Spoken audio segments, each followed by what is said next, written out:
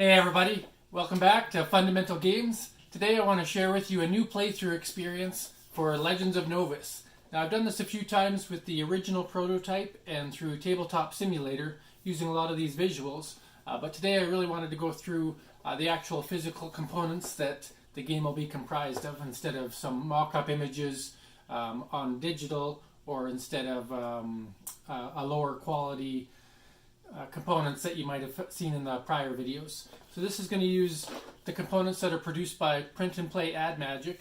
Now this isn't the manufacturer that I'll be using to mass produce the game, but you'll see the quality be very similar, and the art style and the graphic design will all be pretty much identical to what we see here, unless something changes in the stretch goals. But what I just really wanted to share with you the true game experience, what you would get in the box, show it on the table, kind of like I did in the unboxing video, but see how it all actually plays out as you play the game. So hopefully you stay tuned, watch through.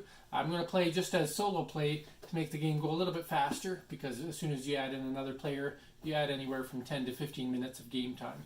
And it's not always exciting to watch one player play both sides. So I'll play a solo player game of Legends of Novus using the new prototype. And this will be the same prototype that will be going out to the Dice Tower. They're going to do a preview video for the Kickstarter, and to the Tantrum House, who are going to do a full playthrough. So I would love to see what they have to say about the game and how they present it on the table in their videos. They have some excellent content. I recommend you check it out on some of their other games. But for now, let's get into a solo game of Legends of Novus. Hey everybody. Here we are with the Legends of Novus solo player game using the new prototype that was made by Print and Play Ad Magic. And again, this won't be the manufacturer, but all the components will be very similar in kind to what you see here. With the only change being the quest creature tiles is a stretch goal. Normally they're going to start out as cards, but they'll still be in this format. Alright, so to start off the game, I've set up most of the cards just so I could make sure everything showed up on the camera. But we will play a randomized selection here. So I'm going to have a random character. The decks have already been shuffled. I'll shuffle them up one more time just to show that it is a completely randomized game experience. And so here we have the encounter cards, the adventure cards, and the reward cards. They're all going to play a big part in the game. This is a non-randomized deck, and this will have all of our character classes, as well as the a couple of other cards that may take part in the game but don't take part in every game, so they're kept separate. Alright, so to determine who we're going to be, we're going to say 1, 2, 3, 4, 5, 6, 7, 8, 9, 10. Let's see who we're going to be today. We have a 9, so today is a solo play with Beric. Beric is the Druid class in Legends of Novus, so we're just going to put these other standees aside. And I've mentioned it in some other posts, but playing with standees rather than minis, it's much more cost effective. You get to see that full art made by Andrea Butera, and they serve the same purpose as a mini, so no point spending money and time on a mini when the game looks just as beautiful with a standee. So we'll put the rest of these aside, don't need those. Put these aside. So these character cards are just a visual to see what your character looks like, and then they identify the class on them. So if we put the rest of those aside, we have Beric, and Beric is Druid of Vey. So you can see by the tree symbol that he's a druid. We'll put him there, and the purpose of these dual layer player character boards is so that you can have any character on any board, and that helps with stretch goals and expansions, changing characters and images as the game progresses. So what we would do is we would look through Beric, and we're going to find his class card. And so you'll see some of these classes are dual class, but we're looking for the single class druid, and that will be what Beric starts as this game. Alright, so there we have the Druid of Vey. So as a druid, Beric has special abilities that are unique only to Druid class, making this a, what do they call it, asymmetrical game, and a special power as well. So static abilities and special activated power. He's also going to get +2 to his combat, as long as he's this druid, and he can use any cards that are generic or any cards that have Druid class. And you'll see that as we play. So let's start off by showing you combat and experience tracker. All players start with 3 experience, so that's going to be a blue marker, and that will go here on the chart. So the book represents their experience points. And then for combat, he's starting at 2 combat, so this chart will these will both move up and down throughout the game to represent how your character is getting stronger and more intelligent, or more experienced, as we say. So what's important to know about Beric? Well, he cannot equip bladed weapons. As a druid, I guess that's one of the characteristics that I've placed in this game. He can only use blunt weapons or piercing weapons. He'll gain +2 combat rolls against animal creatures, and he gains an extra movement. So you can see that icon there. Again, on my video, it might be hard to see due to the blurring, but +1 travel on the map every turn. And his special ability is called Animal Ally, and that's going to allow him to discard 2 cards from his hand to create a wolf ally, or animal ally, that will fill an item slot on his character card. So it's nice to have that. I'm just going to tuck that underneath so I don't forget about that. So we'll put that in the class slot there. What else do we need? Well, we need 10 gold pieces to start off the game. So these are just coin tokens that are a part of the game. And we'll put that here. So they can go anywhere on your character sheet or to the side of the board, depending on how much table space you have. We have in the game a location guide. This one is just printed off my printer. I sent my better copy as part of a print and play to a reviewer. I thought it'd be nice if they got a real copy of the location guide, but it serves the same purpose. We'll look through that. Just know that this is a economical print to save ink. And then we have the full-fledged rulebook. So the rulebook right now is 15 pages. Most likely going to be adding to bring it up to 20 pages to add some example pages, but it is got everything you need to play the game is in this rulebook here. And I'm not going to be opening and referencing the rulebook because I should know the rules by now since I made the game, but just wanted to let you know that is available. You can look at it on the website right now, and I try to update the website every time I update the rulebook. It's been through about 10 iterations already. Okay, now let's get into the game. You start the game with 1 adventure card and 1 reward card. So this becomes what is called your hand. All cards will stay in your hand until they're used or discarded for whatever reasons happen in the game. Often there'll be equipment or treasure or special event cards, and you can read about those in the rulebook. So for today I picked up Trickster's Coins and Gladiator's Arena. Trickster's Coins can only be usable by the Thief class. You can see by the cross daggers there.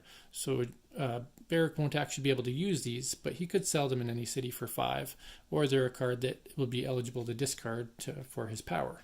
And so any games that you acquire in Legends of Novus, even if you can't use them directly, there are many different ways that you can indirectly use them so you don't have any dud cards in your hand throughout the game. And then the other card I drew was an event card called Gladiator's Arena, and that lets a player have multiple combats in a single turn, which you don't want to do at the beginning of the game, but could really change the game later on. We're going to be playing with a solo game, like I said. So in this game, I'm going to use the blue and black dice to represent Beric and the enemy when we're rolling for things.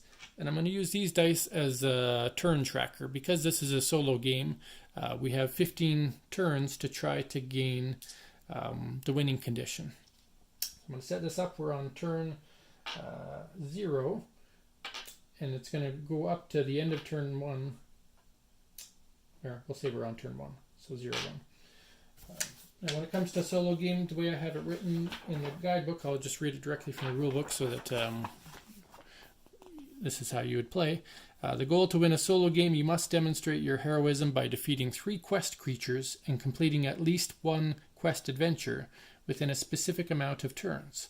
And that represents the progression of time on Novus. If you take too long, these giant monsters that are inhabiting the world are going to devastate it. So we have a maximum of 25 turns to complete the goal, and if we win within 15 turns, that win condition, we become an actual Legend of Novus, so the highest category of winning. or you can be a hero of Novus or a champion of Novus just to say you won the game. But if it takes more than 25 turns, you have lost the game. So it does say to remove a few cards. If we happen to draw them, we'll just put them aside and draw the next card. So in solo mode, we must track how many turns we've taken. So we're at the start of turn 1. So I have to defeat 3 of these quest creatures and earn or accomplish 1 quest card out of the adventure deck. So that incentivizes me to want to draw adventure cards early in the game so I can at least accomplish that. So we take our player standee and we put that on Vey City. All players start in Vey City. My apologies that the map is a little bit in the distance, but I wanted the focus to be on the hero and the gameplay that'll happen here. The map is used just to travel and talk about what's going to happen when you go to certain locations in the location guide. All right. So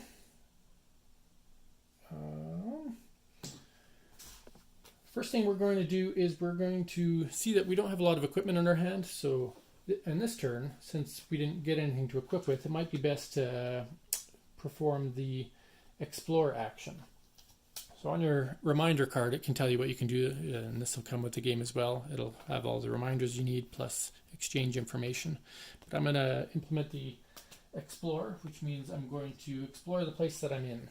The reason I tip my standee over is so that next turn I know that I've already explored there, because you cannot explore the same location twice in a row. So when you explore there, you reveal the top card of the adventure deck to all players. If it's an encounter card, which in this case it is, you have to fight an encounter. If it's not an encounter card, it would go to my hand. But because it's an encounter card, this will in essence replace my explore phase, because instead of exploring the city, I have to defend it against whatever is about to attack it. So what we do is we draw the top card of the adventure deck, and that becomes a creature that we have to fight. So a little bit of randomization there, but you have opportunities to enhance your character or run away, so it's not totally random. Anyway, we found the Alluring Devil. She is a demon. She has a 6 combat strength, plus she has a special ability. So this ability here says Seduction. I'll try to zoom out enough so you can see it there. And it has a black die icon beside it. That means that I have to roll the action die when I battle her. And that's before we get to choose if we want to run away or fight. So when I roll this die, it says if I roll a 5 or less, I immediately end the battle and I have to discard a card from my hand, but I don't treat it as a defeat. So the thematic reason behind this is that she's trying to seduce your hero. And you don't get any modifiers on this one unless a card specifically tells you. So you don't get an escape modifier like other cards offer. So I've rolled a die. I've rolled a 5 or less. So I rolled a 5, which means she has seduced Beric. He's succumbed to her evil ways. So I must discard a card from my hand. And I can't do anything in response to that. You're not allowed to say, oh, okay, in that case I'm going to activate my ability. No, you have to actually follow through on it. So I'm going to choose to discard Trickster's coins because they're not worth much anyway right now. And so I'm just going to put all them in the same discard pile here. And so that has ended my explore phase because I found a creature and she really took me for a loop there. So that'll be the end of turn 1. We start turn 2. At the beginning of turn 2, I'm going to stand up and say, oh man, I explored there and couldn't get much out of it. So I'm going to travel to the city of Vey. The city of Vey, normally I can travel 2 markers. In this case, I get to travel an extra one, 3 markers. The city of Vey I knew is the Druid's homeland. So every character has a homeland, and that'll be represented by their icon on the map. And so looking at the city of Vey, and again I apologize for the printing on this, but you can see the beautifully illustrated version in the PDF if you like. But the city of Vey says that the first time I visit this location, if I am a druid, I'm going to gain 2 experience and draw 1 reward card. So I know by going there I'm going to get some perk, and I will take advantage of that. But I'm not there yet, because as you're traveling, no matter how far you travel, you're going to roll this adventure die 1 time. And the result of that die will influence what happened to you on your travels. So when I traveled this time, it's a dangerous world, I guess, where I am right now. That's an encounter symbol. This die will have larger images. This was a test anyway. So I have to encounter a skeleton. This guy's not as bad, and you can see he doesn't have an action die, so he doesn't have an activated ability. He just says bladed weapons have -1 combat. I don't have a weapon, so that doesn't affect me. So this skeleton has a 3 in their combat icon. That means when they roll their action die, they're going to add 3, and they'll be worth 1 experience, plus a victory or defeat condition. Myself, I have +2 combat, and I don't have enough to activate my ability, and I don't get a bonus against undead. So this is going to be a head-to-head battle. I could choose to run away. If I chose to run away, I would roll a d10, and as long as I rolled less than 6, I would escape. But I think it's worth giving it a try. So as I said before, black will represent the enemy, green or blue will represent Beric. So I need to have a higher result than the skeleton after our modifications. So let's roll this out, see what happens. So the skeleton has 7 plus 3 is 10, and I have 5 plus my 2 combat that I'm at right now, so I have 7. So Beric has been defeated again. He's on a tough roll here. So what happens when he's defeated? Well, every card has a victory or a defeat condition. So I don't get the victory, I just get the defeat. I lose 1 experience. And I knew that wouldn't be too terrible for me, so I was willing to accept that risk when I tried to defeat that skeleton. All right. But I have made it to Vey, and like I said, when I got to Vey, I'm allowed to earn 2 experience, 1, 2, and earn a free reward card. So this goes to my hand.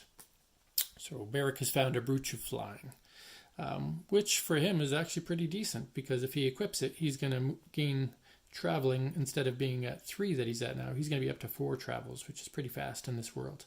And he also gains +3 to escape rolls. And he can ignore travel effects from travel locations. So this item doesn't have any class restrictions, which means any player or any class can wear it. And it doesn't give a combat bonus, but if it was sold, it'd be worth 15 gold. So we're going to take this item and we're going to equip it. And it goes on a slot represented on the icon. So the item icon means it goes in the item slot, and those are the 4 corners of the character card, or the character board. So there we go. I found a new brooch on my travel. Nothing wrong with that. And we are at the end of turn 2. I've got nothing to do in my recovery phase. So we start turn 3, and now I have to decide where to go. Now again, you're not going to know exactly where to go the first game, because you're going to get to understanding this location guide, unless you've read it through and through and have a good memory. You're going to playing the game and knowing where to go and when to go there can change every game depending on who you are and what's happened to you. But I know the book fairly well, so I have up to 4 travel thanks to the Brooch of Flying. So I could stay here and explore, or I could travel. I'm going to explore again because I don't feel that strong yet. So when I explore the city of Vey, I will draw or reveal the top card of the adventure deck. It's not an encounter, so instead this card goes and becomes part of my hand. So I gained an event card. And it'll allow me to gain experience on a non-quest creature, which will be useful. And then I'm allowed to draw a second card that I don't have to reveal and doesn't have any risk of encounter. So for my second card, I'm allowed to choose adventure or reward. So I'm going to pick a reward because I do want to get some kind of equipment. And I found some Nature's Supplies.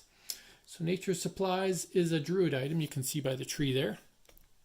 And it says it's not worth any combat on its own, but at any time I could place a card from my hand under any weapon or armor item I have to give it +1 combat. And I can only do that once for each armor item that I have in play. But I could do it multiple times for a weapon, just making it more and more devastating. So does that help me right now? Not particularly. And my insightful moment and Gladiator's Arena are great, but not great at this moment in time. I want to get something to help me out. What could I do? Well, I am a druid and I have an ability to summon myself an ally. So I'm going to make that decision instead of waiting to find equipment. Sometimes you have to be proactive, especially in a solo game. You got to find a way to beef up. So I'm going to summon this animal ally. I'm only allowed to have 1 in play while I'm a normal druid. So I have to discard 2 cards to activate that ability.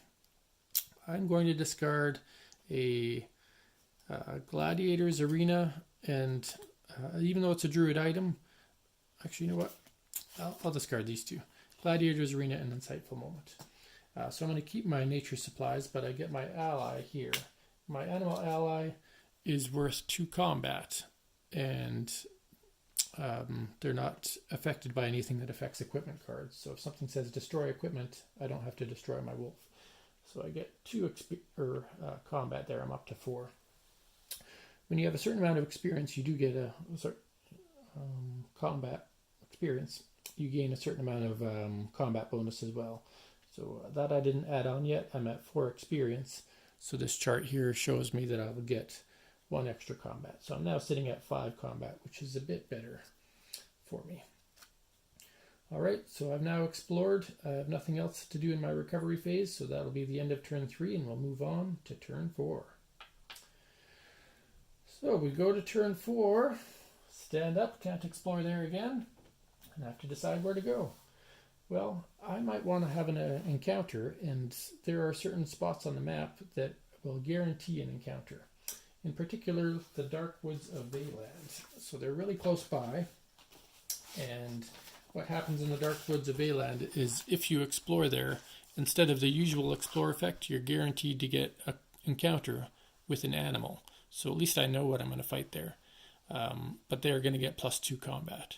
So why am I going to go there if I know they're going to be stronger?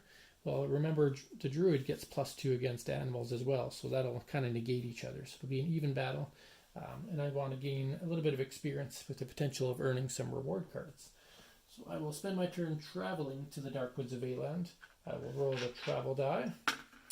I have resulted in the treasure box, which is a reward card. So I get to draw the top card of the reward card and put it into my hand. So I found some leather bracers. Nothing wrong with that. And then I go to my recovery phase because I'm at the Dark Woods, but that ability there doesn't trigger until I explore there. So during my recovery phase, I can equip these leather bracers. They go on the hand slot. You can see by the hand icon there. So we throw these on. Got some hand strength there, and I gain +1 combat. So up to 6, which will help me in my next battle. Nothing else I can do this turn, so that will be the end of turn 4, and we move to turn 5. In turn 5, I'm going to do what I said I was going to do. I'm going to explore the Dark Woods of Veyland, and when we explore there, as mentioned last turn, I'm going to flip over cards from the encounter deck until I reveal an animal creature, and I must battle that creature with +2 combat for the creature. And then any other creatures revealed get shuffled back into the encounter deck. So take this encounter deck here, and just going to flip cards over till we find an animal. So that is a demon, that is an undead, that is a humanoid, undead, mutant rats is the animal we found. So before I proceed, we'll shuffle up the encounter deck, make sure that goes back where it needs to go. And we have found some mutant rats. Now this is a tougher one. This one is a +7 to their attack roll. I have a +6 to mine, so the odds are not in my favor right now. It gets +2, I get +2, which evens itself out. And this card has a skull on it. So you can see that skull there. What that means is the ability that it has isn't active now, but if I get defeated by it, I'm going to get cursed, and this card will be forever hurt me. So that's a tough decision to make here. I don't have any backup cards to give me defense or anything if I lose. So I have a choice if I want to fight this and risk getting the curse, knowing that it has 1 higher combat bonus than me, or run away. I'm playing this as a brave hero. I'm not running from anything. I want to save the city of Vey from these mutant rats that could be invading. So I'm going to actually combat it, and if I lose, I'm going to have this little bit of a curse. So again, blue die is me, black die is the mutant rats. Mutant rats rolled a 4 and they get +7. I rolled a 3 and I get +6. So the mutant rats have defeated me both with their natural roll plus the modifier. Either way I would have been defeated. So I'm going to get -1 experience down to 3, and I'm going to get cursed. So this curse will attach to my card, and it'll say if I'm defeated, like I said, it counts as a curse. Every time I roll the action die, I must subtract 1. So that will hurt me in future games, or for future combats. But that's okay. I try to be a hero, and I'm not quite ready yet, and I got to take the lashings for that. And that brings us to the end of turn 5. We move on to turn 6. I've already explored in this forested city of Veyland, so I'm going to move up to Zondera's Cloud City. So Stand up and move. When I travel there, I roll the travel die. The travel die shows me that I found a reward. Very much needed at this point in the game. I found myself some Aura's Blessed Water. This is really good against demons or undead. It's a one-time use item, so if I equip it, it stays there until I use it and doesn't give me a benefit until I use it. But when I use it, I'll get a bonus against demons and undead. Or I could use it to remove a curse from any player at any time. So I just happen to get cursed. That could be useful for me.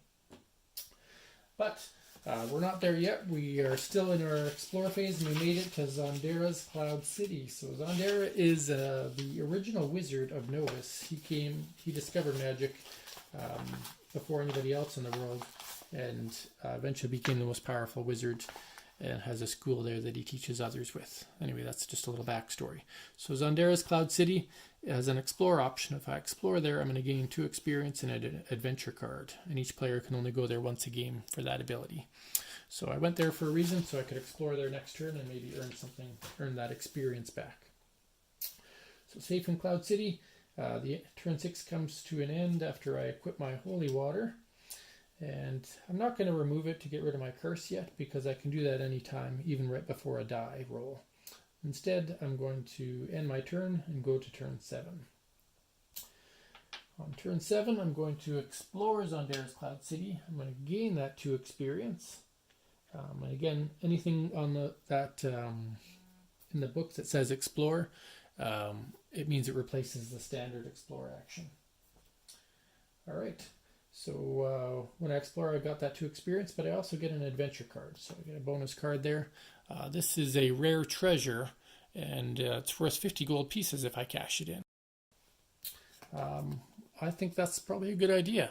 I don't need money right now. Now, money can be used to exchange for experience points or for cards. Experience points, or there's an option you'll see on the bottom of the reference card, or top of the reference cards, that I can cash in 25 gold pieces at the beginning of every turn to earn a card. So there's different ways the money can be used as well. It can be used for experience, can be used for cards, and it can be used for a couple other things like healing curses later on. But I'm nowhere near there. So anyway, I'm at recovery phase. It says this card can be redeemed for 50 at the beginning of any phase of my turn, so I can't use it till next turn anyway. I've explored Vey City. Turn 7 has come to an end. We move to turn 8. I am going to, at the beginning of my preparation phase, cash this in for 50 gold. So I put that over there. I gain 50 gold pieces. Add that to my character. I'm now up to 60. And I'm going to spend 25 of that gold for a reward card. I could buy a reward or an adventure. I'm still looking for more equipment, just to keep bumping up. And so I found myself an enchanted helmet, usable by any class. It's not a bladed weapon, which is a druid's only restriction. And it gives me a +2 to, you can see that there, +2 to action die rolls, which will actually negate the penalty that I have on my curse right now. So maybe a good thing I didn't use my holy water yet. And it also gives me +2 combat. So still in my preparation phase, I'm going to put that helmet on. Nice enchanted helmet, gain 2 combat. And just remember that I get that bonus later on. So stand up, I explored last turn. Now I get to travel. So what am I going to do? Well, I'm feeling a little bit stronger in combat. I do want to earn a bit more experience and some more rewards. And knowing that I've already been defeated by the mutant rat, there's probably a greater likelihood of finding a less powerful creature in the deck. So we're going to move down to the Dark Woods as a single travel. Roll my travel die. Getting lucky with these rewards. I got a reward on my die this turn. There's only 1 reward on this die. There's 1 action. There's 2 travel and 2 encounters. We'll see those as the game goes on. But I earned a free reward card. In this case, I earned some rare gems. This is similar to Large Treasure in that I can discard this card during my preparation phase or recovery phase, and I can gain 50 more gold. So Beric is finding the riches in these dark woods or on his travels around here. So I've traveled safely to Dark Woods. Nothing happens as a visit there. It only happens as an explorer. So during my recovery phase, I'm going to cash in these rare gems as well. Get 50 more gold. So there we are, 50 gold, add to my stash. The richest Druid of Vey right now. I'm not going to cash them in for experience because I'm not really, don't feel pressure for that right now. Although when you do get to 10 experience, you become an advanced class. So these cards will play a role later on. But not right now. So, end of the turn, we're going to start turn 9. Going to be really hard to become a Legend of Novus with only 6 turns left, but I still have a chance to win the game, just not as a legend. At the beginning of my turn, I'm going to spend another 25 gold that I've earned to get another reward card. And I found myself another potion. This is a potion of strength. If I drink that, I'll gain +5 combat just for the turn.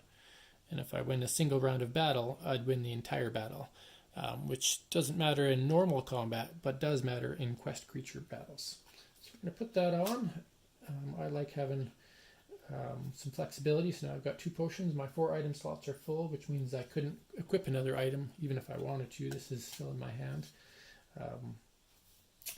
And I'm going to explore. So turn 9, I'm exploring the Dark Woods of Veyland. We're going to do what we did last time. Flip cards over from the encounter deck until we find an animal card. So we have some undead there. We have a magical creature, a demon. We found a savage bear. So savage bear is animal creature type. So just going to set that down. Shuffle up the remainder of the encounter deck. Put that back where it belongs. And face off against the savage bear. So the savage bear is an animal. They get +4 combat. They're not as dangerous as some of the creatures. They will give me a reward as a victory and 2 experience. And if they defeat me, I'll lose 2 experience.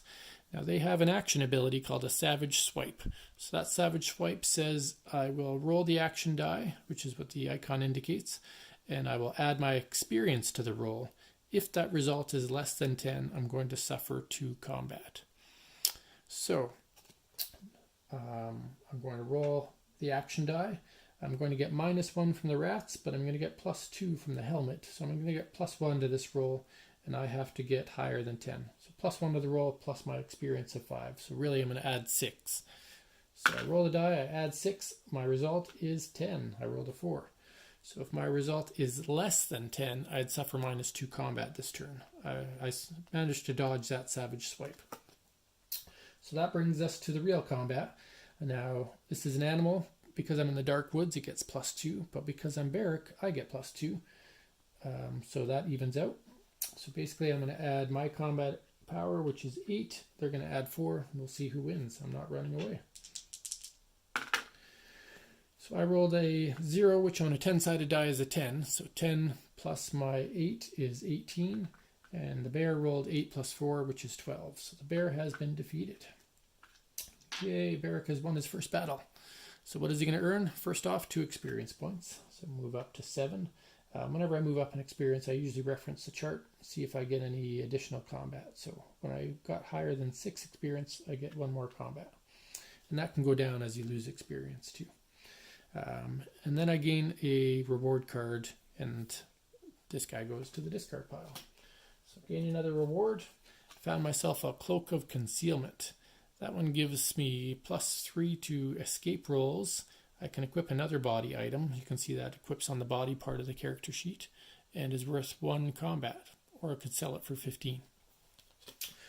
So that is the end of my adventure phase. I've got 2 cards in my hand. I'm going to use in my recovery phase. I'm allowed to play equipment, so I'm going to put that cloak on, and that will give me additional 1 combat right away. I'm up to 10. And if I ever escape, I actually have a +6 to escape rolls, so I have a pretty good chance of getting away from anything if I need to. So there we go. That was the end of turn 9. Feeling a little bit stronger and feeling the pressure now to become a Legend of Novus. I haven't yet found an adventure card, and there's a chance. There are 7 of them in the deck, so there's a good chance that I'm going to encounter one this game, but it's a matter of finding one. So going to stand up. It's turn number 10. and decide what to do next. Now that I feel a bit more capable with the potions that I have, the equipment that I've earned, the experience that I've gained, I'm going to spend 25 gold at the start of my turn. I'm allowed to do that. And this time I'm going to buy an adventure card, because in solo I'm looking for a quest card. I didn't find one. I found a small treasure, not worth nearly as much as a large treasure, so we'll just keep that in my hand for now. Maybe I can discard it later in the game. I'm allowed to have up to 5 cards in my hand. And decide what to do next. I can move up to 4 spaces, so let's go on a journey. We're going to go on a journey to try to fight somebody. You know what? We're going to go on a journey to the Reptosaurs. So the Reptosaurs live in the tropics of Delmeria, so I'm going to make my way there. 1, 2, 3, 4. There were no travel locations there. There's only 2 on the map, but the travel locations have an impact on you while you're moving. So I've moved over to Nost. I'm going to roll the adventure die. The adventure die says I have to fight an encounter because it's crossed swords. So I reveal the top card of the adventure deck, and I found a zombie horde. So zombie horde only has 5 combat, and you get +3 escape. So if I wanted to escape from them, I would just have to not roll a 1, because 1 is a critical fail. If the zombie horde defeats me, similar to the mutant rats, they have a curse ability, but I'm pretty confident I can beat these guys. So we're just going to go right into combat. They don't have a special power during combat. We will roll our dice. They have a 10 plus 5 is 15, so actually pretty darn good roll for the zombies. I have a 2 plus 10 is 12, and I don't have any bonus against undead yet. So if I leave it as is, I'm going to suffer a loss and get another curse. Instead, I'm going to drink my potion. So potions, any cards you have, you can use at any time. You don't have to use them before a combat, and that's to prevent wasting and feeling like you made a mistake. So when I use this, I drink this potion, I'm going to gain 5 combat against a demon or undead creature for the turn and destroy. So I don't get to remove my curse, I only get to use it against them. It's like I'm throwing the water at them instead of me drinking it. So I use that up, I gain 5 combat, so we change my die up to a 7, for example. So I'd have 7 plus 10 is 17 to their 15. Now I've defeated the zombies. When I defeat the zombies, I gain 1 experience. So I'm up to 8 now. And I gain an reward card, which is the treasure chest symbol there, and 5 gold. So add 5 gold to my pool. I pilfered a dead body. Good for you, Beric. Put this guy aside and collect my reward card. That goes to my hand. So I found a Mask of the Mindful. Mask of the Mindful, you can see here, can only be used by a wizard or a thief, which I'm neither. So I can't use this card. I could sell it, or I could use it for other purposes. Now I'm on my recovery phase. I've used my potion.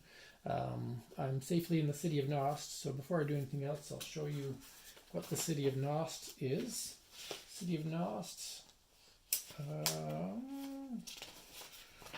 Again, the coloring is bad, but we're just using this for the words here right now. At the end of my adventure phase, if I'm in Nost, I could discard any number of adventure cards and gain 25 gold for each, is what that one says. So I have an adventure card in my hand. It's the small treasure. I would actually be allowed to sell that to get a large treasure, 25 gold. So I'm at the end of my adventure phase. I'm not in recovery phase yet. I will discard that and gain 25 gold. That's a pretty good exchange, I think. Then I go into my recovery phase. So I've got nature supplies and Mask of the Mindful. I can equip my nature supplies because I am a druid, and it says I can place a card from my hand under a weapon or armor I have equipped, and it'll gain 1 combat. So I can place this here, and then I can place this card underneath this armor I have.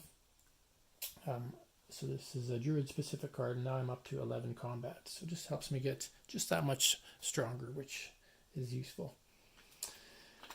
Alright, so we're at the end of turn 10. I've done my travel, fought the zombie, earned some equipment, and ready to move on. So we move to turn 11. Now I told you I was traveling to the tropics of Delmeria, 1 and 2. So when I travel, roll the travel die. I rolled the travel icon for the first time. There's 2 of these on this 6-sided die.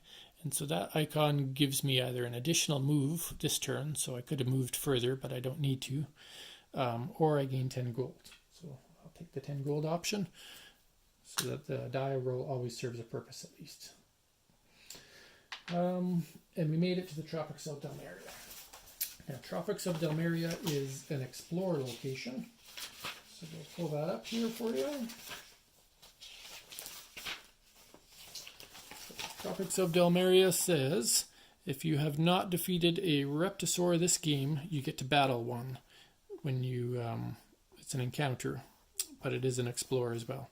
So if you defeated a Reptosaur this game, you may explore this location normally. Alright, so on my next turn I'm going to explore to encounter that Reptosaur. But turn 11 comes to an end and we move to turn 12. At the start of turn 12, before I explore, I could spend money. I could spend 50 gold pieces to earn 1 experience, but that would just get me up to 9, which is not enough to become an advanced class yet. I need 100 for 2 experience, or have to earn it naturally through defeating creatures. So, I feel I have enough equipment to do what I need to do. I have plus 11 to my combat, which is fair, and I have this potion of strength, which I plan to put to use if I need to. So you know what? We're just going to face off against the Reptosaur. The Reptosaur is a special creature that's not in the adventure deck. And each player can only fight them once a game. They have 11 combat, so they're pretty tough, and they're tied with me. I'm at 11 combat as well. They're not any type of creature, so they're not an animal or a demon or anything, so there's no bonuses there. And this has a power called multiples, which means I have to win best out of 3 rounds to defeat the Reptosaurs. It's not just a 1-round kill. If you don't win 2 of the rounds, you suffer a defeat, which means I'd lose 2 experience. All right, so here we go. My one and only chance this game to fight a Reptosaur. I have plus 11, they have plus 11, so basically whoever has the higher roll is going to win. None of my cards give me a bonus unless I choose to drink this potion of strength. So let's see what happens. They have a 1 and I have a 10. So on the first round of combat, I have naturally defeated the Reptosaur. We go to the second round of combat. They have a 7 and I have a 1. So they've naturally defeated me. And we go to round 3. I have a 1 and they have a 3. So there we are. I've been defeated by the Reptosaur. If I hadn't rolled a 1 to get a tragic fail, I could have used my potion of strength.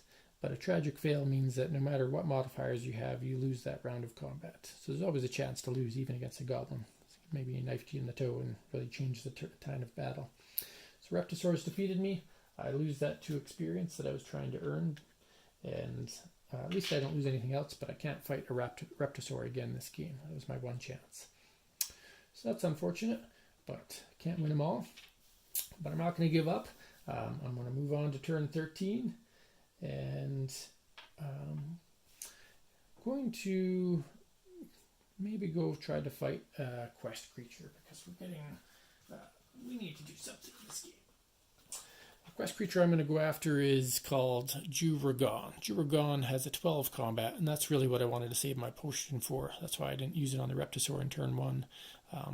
And he has a bit of an activated ability, which I think I have a chance of beating, but we'll talk about him in a moment. I've got to get my way to him first. So I'm going to travel 2 squares to the jungles of Wakan. I rolled a travel icon, which I'm already where I want to be, so I'm just going to gain the 10 gold. And that'll be the end of turn 13, and we'll move on to turn 14. Turn 14, we are at the jungles of Wakan. So show you how that reads. In the jungles of Wakan, when you explore there, you have to fight the quest battle Juragon. So anything with that red icon means exploring there fights the quest creature. If that quest creature is defeated, there's another ability on the island, or the location. So I explore there, and I have to battle Juragon. So here we are again, Juragon. Worth some experience, 12 combat, so he's pretty strong. And he has the action die, so I'm going to have to roll my black action die. His ability is called Swallow. So this giant worm tries to swallow you up, and if I fail, he's going to chew me up and spit me out somewhere else. If I succeed, I just move on to combat. So I have to add my XP, and if the result is less than 15, I lose. So I'm rolling my die. I have a 6. Add my XP. 6 plus 6 is 12, which is less than 15. I get -1 and add 2, which is still not enough. So not quite high enough, and Juragon has chewed me up and spit me out. Again, I'm trying as a hero to make a speedy way through the world, but it's not working. So if I'm swallowed or defeated, I cannot battle Juragon again. It's like I'm scared to death of him. And what happens is I move to the Tropics of Delmeria, but I don't suffer a defeat. So basically, he just chews me up and spits me out over there. And Juragon is gone for me for this game. So that brings me to turn 15. I am not a Legend of Novus. I have 10 more turns to still try to defeat some other quest creatures. And that's what I'm going to keep trying to do. So at the start of this turn, I'm going to spend 25 gold to earn an adventure card. I found some medium treasure. That's fine. And then I'm going to stand up and decide, what do I want to do now? Well, we're going to go and try to find another quest creature, because we need to make an attempt since we haven't found any actual quest cards yet. So I'm going to make my way all the way down to the Crystal Caverns. It's going to take me 2 turns to get there, so I can travel 1, 2, 3, 4, but I have to go around. Right, I can ignore that. 1, 2, 3, 4. Because I have the Brooch of Flying, normally at the flooded plains you can't skip through there, but I have a Brooch of Flying which allows me to ignore that. So I've traveled to a gray point on the map, which is basically just a waypoint, and then I roll the travel die.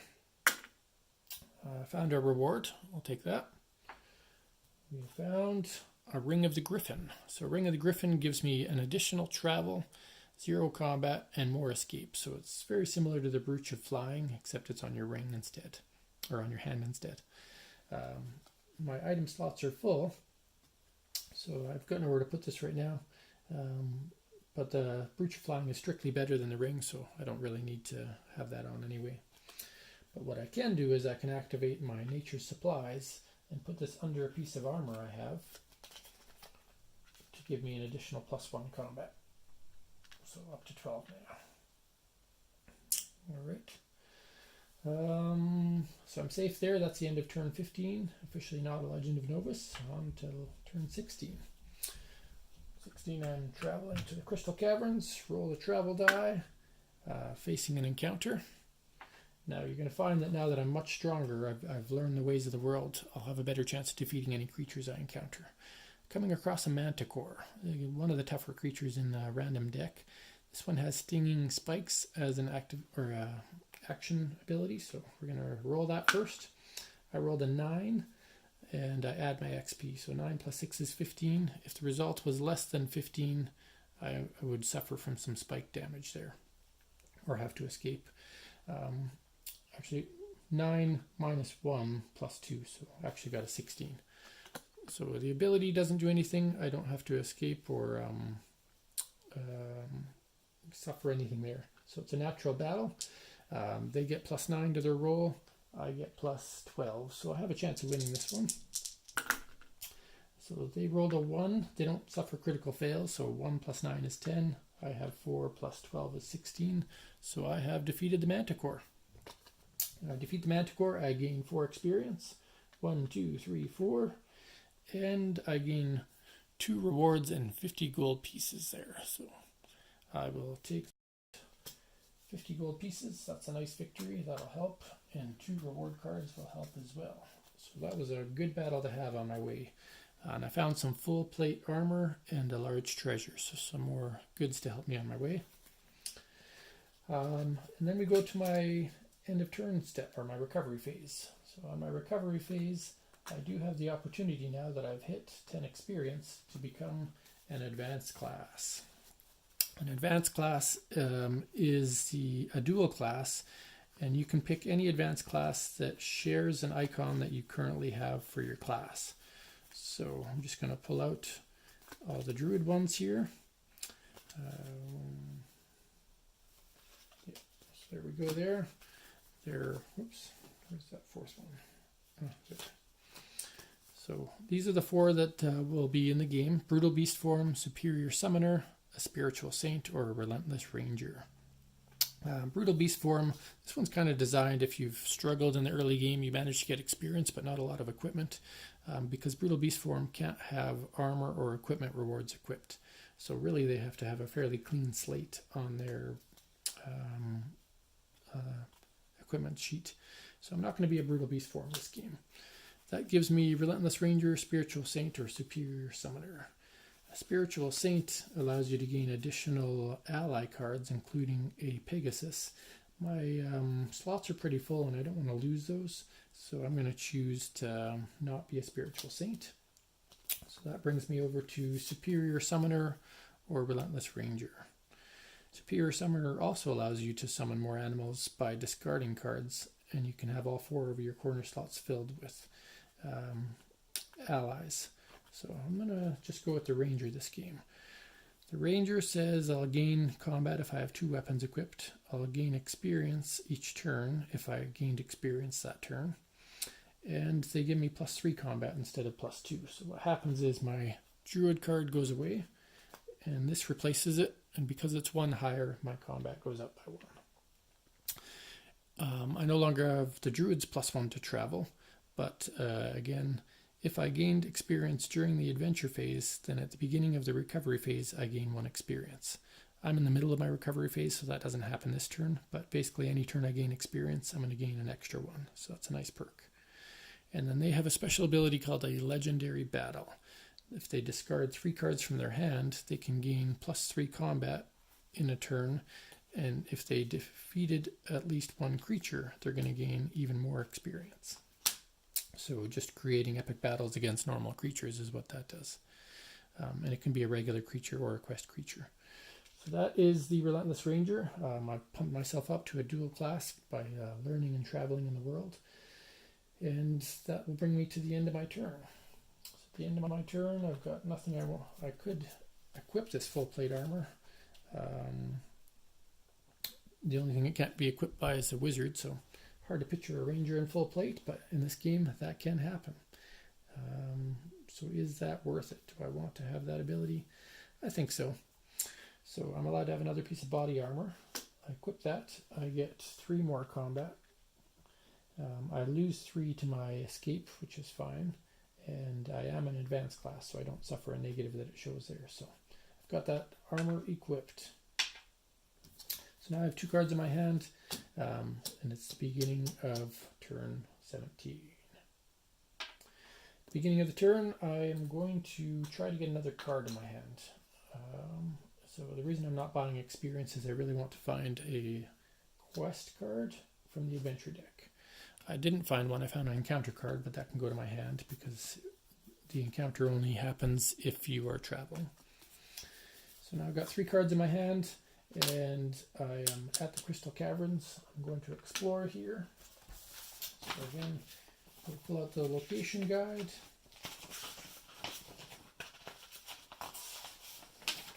The Crystal Caverns here shows that when I explore there, I have the quest battle against the Krager Beast. The other part doesn't apply unless he's dead. So, find the Krager Beast card. He's one of the big baddies in the game. So this Krager Beast only has a 9 attack bonus, but he does have an action power, which is weather conditions. So it's not necessarily him, but the environment that you're in is temperamental. So we're going to roll that d10. I'm going to -1 and add 2. So I actually have +1 to this roll. I rolled a 9. The result of this roll is the amount that my combat bonus is reduced for by the battle, minus escape bonuses I have when I roll. So my result is a 9. 9. My escape is modified by a -3 and a +3, which balances out to 0. So I'm still going to have a -9 to my roll this turn. I'm going to put, we're just going to remember that, so -9. And non-magical weapons, which I don't have any, would have no combat bonus this battle. Only magic weapons hurt him, but I'm not using weapons. I'm using whatever skills I must have up my sleeve to defeat him.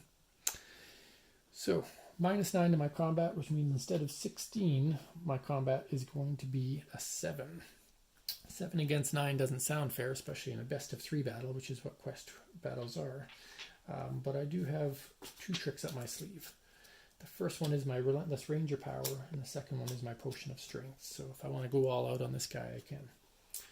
But I'm allowed to activate those at any time. So let's just roll. You know what? I'm going to discard these 3 for that legendary battle. So discard all 3 of these, because what it does is it gives me the +3 for the entire turn, which means all of my rolls this turn will give me +3 combat. So instead of my 7 that I mentioned, I'm at +10, he's at +9. Let's see what happens. So I have 3 + 10 is 13, and the enemy has 2 + 9 is 11. So I've defeated it in round 1 of combat. We'll try round 2 of combat. I've got 4 + 10 is 14. They have 7 + 9. So they win round 2. And I'm going to risk it and roll round 3. I'll use my potion if I have to this round. So I have 8 + 10 is 18. 1 + 9 is 10. So I have defeated, best of 3, the Krager Beasts. So when I defeat the Krager Beast, I'll gain 3 experience points. 1, 2, 3, up to 13. And I obtain the Krager Shield. And basically I've defeated my first quest creature of the game. So I'm going to set him there to remember that. The Krager Shield is another bonus item in the game. So it's not kept in the regular deck, and you can only acquire it by defeating the Krager Beast. So Krager Shield is formed out of his carapace. And when you equip it, you have to be a fighter class, which I happen to not be, so I'm not even allowed to use this. But it is worth 50 to sell it. And the reason you have to be a fighter class is just to represent that it's heavy, cumbersome, and you need a lot of warrior experience to wield it. And you don't even suffer tragic fails when you have it, which is pretty cool. But that's okay. This is in my hand now. Now, because I defeated a creature this turn and used my legendary battle, I'm going to get +2 experience and my usual ranger +3. So I'm going to gain 3 more experience this turn. So looking at my combat chart, I haven't adjusted this for a while. I actually have 2 more combat now because of that. When I moved up to experience 11, when I moved up to experience 16. So my combat strength has moved up to 18 now is my running total. And that really puts me in range to fight some more quest creatures. So I'm becoming strong enough to try to win this game. Okay. Now I've explored here. It's the end of turn 17. I have nothing else I want to do. So I'm going to move up to turn 18 and stand up. I'm going to keep spending my money digging for adventure cards. So I spent 25, get an adventure card. I found one. So I found a Quest for Knowledge. Just had a brief interruption there. So this Quest for Knowledge that I've obtained says I can only play it at Asa, the City of Knowledge, which is on this side of the world. But when I go there, I would gain 3 experience if I discarded 2 cards. So that's an incentive for me to get to the other side of the world. It's part of the win condition in solo mode to defeat at least 1 quest card. Usually they're not that hard to defeat. Maybe I'll fight something along the way or help decide what I want to do next. So now I have a Krager Shield and a Quest for Knowledge. And that will bring me to the end of the turn and starting turn 19. So I have 6 turns left to try to become at least a champion of Novus. All right. So what are we going to do here? Well, I found a quest, but I'm going to keep spending money on adventure cards. 25 gold. I'm running out of money, but that's okay. I found a Master of Monsters card. So this would be a skill. These equip on the bottom left of your card, and they're permanent. Nothing gets rid of them. And what this does is it gives you bonuses in different ways. And this particular card is a Master of Monsters. So when I'm in a battle, I would gain 5 to any action die rolls required for a creature ability. That can be extremely useful, as you've seen, against certain creatures, in particular against quest creatures. So as much as I might want to discard this for the quest card, I think I'd rather have this card. So I'm in my preparation phase. I'm going to put that on my character. So I'll just have to remember that when I have action die rolls, I get another bonus, which again offsets these rats as well. So what am I going to do next? Well, I really want to accomplish this mission, so I'm going to go on a travel. I have just 3 travel now because I'm not a regular druid anymore. So 1, 2, 3. I ignore the Ice River's travel penalty, roll my travel die, and I found the adventure side of the die this time. First time of that. Draw an adventure card, and I found an event that's called Back Alley Deal. This is a multiplayer game card, so this one gets removed from the deck, and I'll draw the next one instead. Found an encounter card. So if you travel and roll the adventure die but get an encounter card, you still put the encounter card in your hand. Alright. And I'm at a waypoint, so nothing happens at that location. So we turn to turn 20. Ooh, scary stuff. And I can move 3 squares again. So actually, first thing I'll do is spend my last bit of money to buy another adventure card. Why am I buying adventure cards? In hopes that I find a travel bonus card, actually. So in this case, I found a Wealth of Knowledge card. I can use that card right now to gain 3 experience, so I'm going to do that. So that brings me up to 20 experience, or 19 experience. So my combat still stays the same. If I get 1 more experience, I'll move up to +5 combat, so getting stronger. I'm going to move my 3 spots. 1, 2, 3 to the Flooded Plains, roll the travel die. I have to face an encounter. The creature I'm going to face is a Cackling Imp. When a Cackling Imp enters, you must discard a card at random from your hand. Now, before I do that, looking at Master Monsters, if an ability does not have an activation or an action die roll, then you may choose to ignore the ability instead. So that is going to help me, because if I had randomly discarded my Quest for Knowledge, he could have sabotaged my game. So I get to ignore his ability. We're going to fight this guy. He's pretty weak at this point in the game. He could have been a challenge early on, but I rolled 10 plus my combat. So 10 plus 18, 28 to his 11. So it really shows how much stronger I am now. This Cackling Imp didn't stand a chance. But I only gained 1 experience, which will boost my combat, like I mentioned earlier. And I'll gain an a reward card. Gain that reward card. Found myself some steel-plated gauntlets, which is a hand item. Can't be worn by thief or wizard class. So I'm a ranger, and it says a thief class can't wear these. So I can wear plate armor, but not these special plate gloves. Okay. And Flooded Plains, that just has a penalty for travel, so where I am now doesn't affect me. I'm going to... I can't sell these right now because I'm not in a city. If I was in a city location, I could sell this for 50 gold and keep buying more cards, but I am not.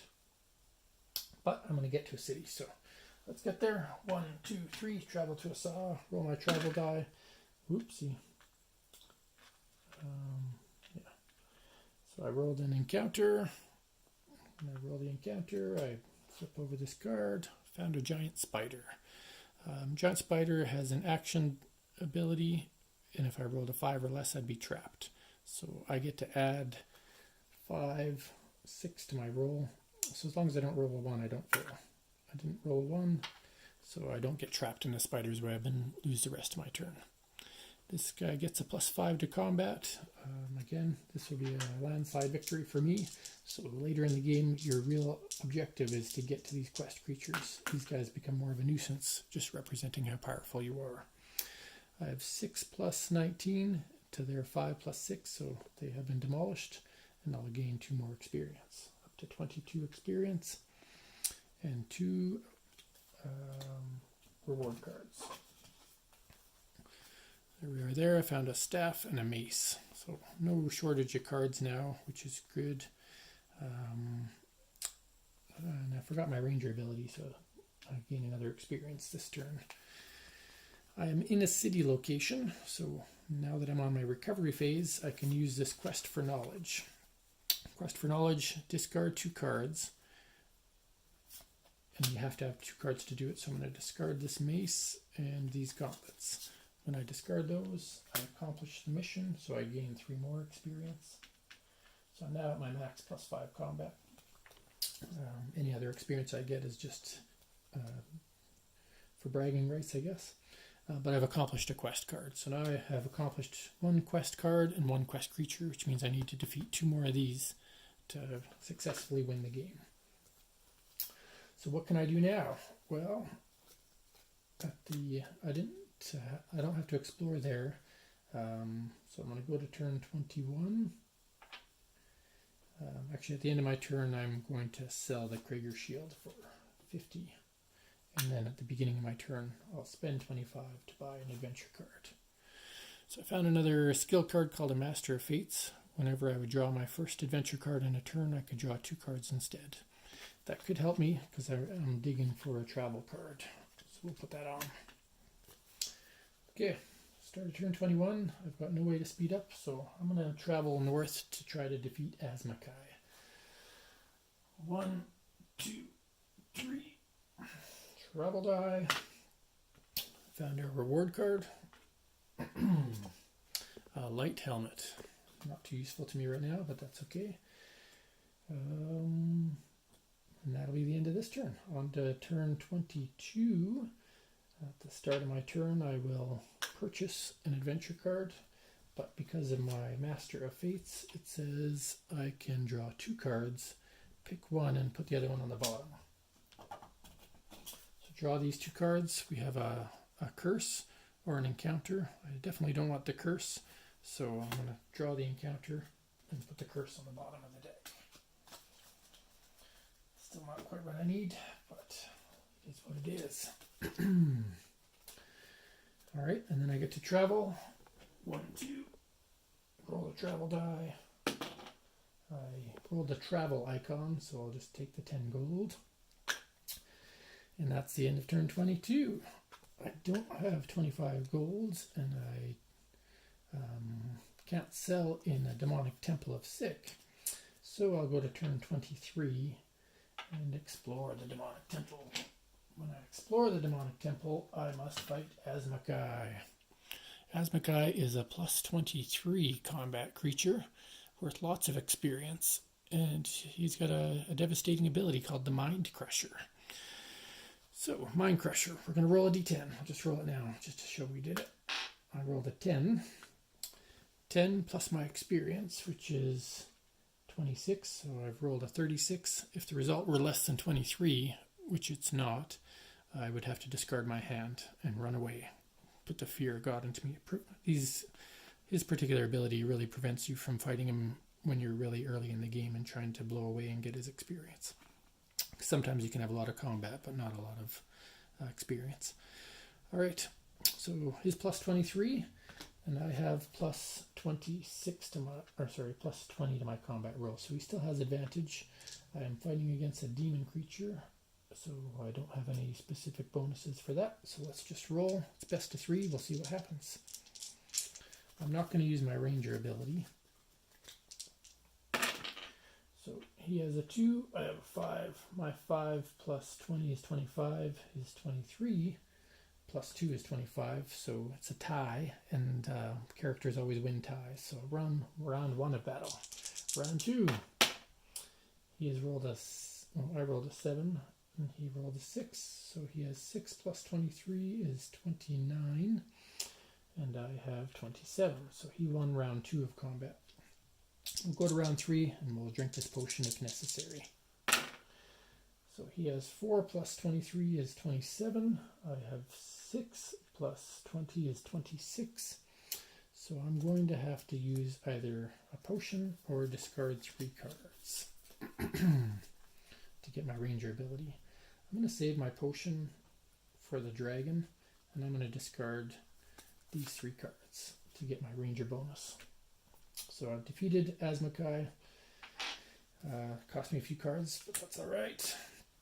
Asmakai, as a reward, gives me 25 gold and 4 reward cards. All right. 1, 2, 3, 4. So even though it cost me 3 cards to beat him, I got 4 cards as a benefit.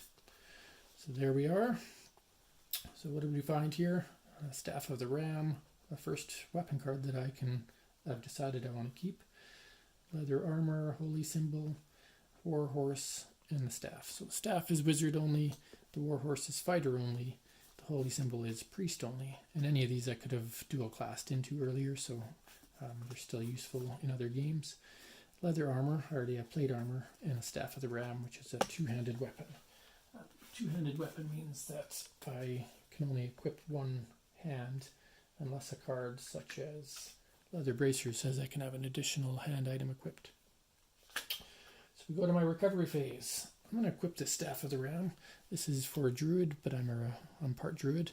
I'll gain +2 against humanoid and animals, and I can play ally cards under this staff and add their combat to its value. So if I had anything that made allies, or even this, I can put this ally under here and I still get that +2 combat. And it gives 4 combat of its own. So up to 24 to my combat now with another open item slot. What else can I do with this stuff? Well, Warhorse would be nice, would give me a bonus travel, but I'm not a fighter. What I can do is use my nature supplies and put leather armor underneath my full plate armor because it hasn't had the druid bonus yet, and get another +1 combat. So now I'm +25. So how am I going to win this game? I don't think it's going to happen because we just finished turn 23, so we're going up to turn 24. Turn 24, I'm going to spend 25 gold, buy an adventure card, but I get to look at the top 2. And one's a small and one's a large treasure. Pretty obvious what I'm going to do there. So my only hope to winning was to have found a way to get to a quest creature location this turn, which didn't happen. So what I can do is just start traveling. I'm going to go. We're going to finish off this game anyway, even though I've failed. So 1, 2, 3, travel. Don't have any other bonus travel. Roll the travel die. It says I get a bonus travel. I'm going to use that to travel this time instead of gold. And that's the end of that. So we're on to turn 25. The last turn to actually win the game within the legal rules. I don't have any money to buy anything. So we're going to travel. 1, 2, 3. Travel die. An adventure card. It's the first time I'm drawing an adventure card this turn, so because of my Master of Fates, I get to draw 2. One is a Divine Intervention, the other one's a Stolen Reward. Stolen Reward is for multiplayer. So a Hunting Lance or a Divine Intervention. This Divine Intervention would go on the bottom of the deck. Hunting Lance would go in my hand. That's the end of turn 25, so officially solo game would end at this point, but we'll just play it out because we're so close to the end. I would travel 1, 2, 3 more. Fight an encounter. Goblins. Goblins have an action die for a stealthy strike. I defeated it, so they don't beat me. I defeated the goblin and gain an experience. I'm just rushing through this just to finish off the game, knowing that dragon's more exciting to fight than a goblin. Okay. So that's the end of turn 26. So you can see on turn 27, I've made it to a quest creature. I'm going to explore there to battle Monsignius, the most powerful creature of the game. He has a +25 combat, plus fiery breath.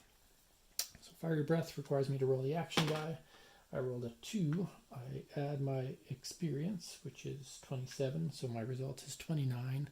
As long as I rolled higher than 25, I don't suffer -5 combat, so I've survived his fiery breath.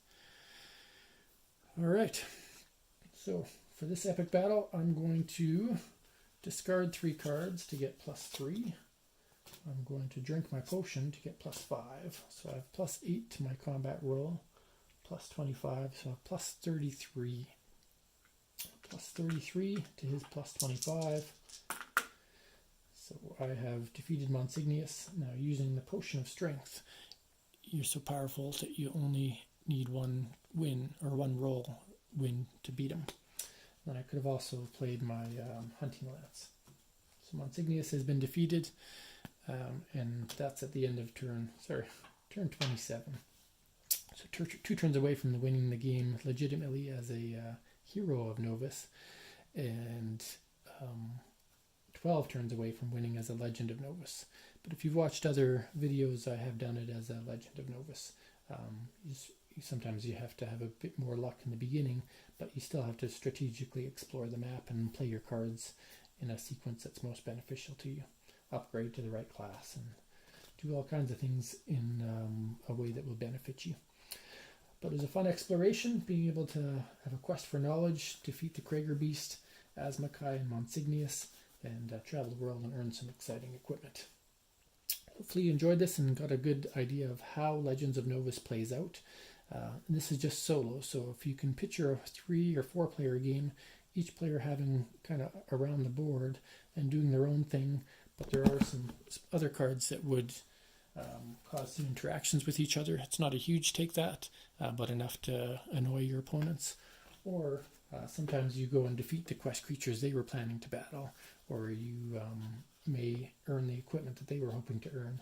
So when you're playing a multiplayer game, you're each playing your kind of own solo quest, but interacting with each other in that way. If you have any questions about gameplay or about Legends of Novus, by all means let me know. Send me a message on this YouTube link or through Facebook Messenger or email. I'll try to respond as quick as I can. Have a great day.